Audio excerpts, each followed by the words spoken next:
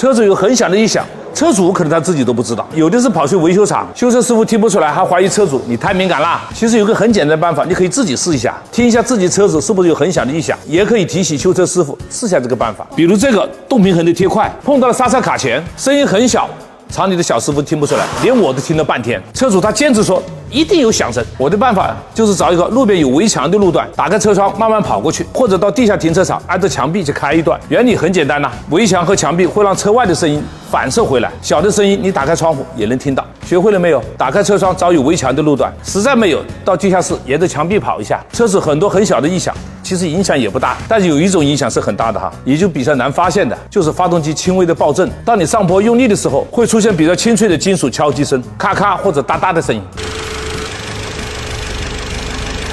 有的发动机出现爆震很久了，车主他没发现呐，这个一般是踩油门提速的时候它容易出现，代表发动机工作不正常了。像这种平时比较难发现的小异响，你用我说的这个办法，基本上试一次就发现了。很多底盘的小异响，还有发动机的小异响，平时开车你根本也不会察觉，用这个办法就明显很多了。这个办法零成本，也非常的好用。一般不关注我的人，我都舍不得告诉你哈。厂里的小师傅都说我耳朵好，他们试车听不出来，但我一试就发现了。其实用的就是这一招。好了，用车修车问题，记得关注黄师傅。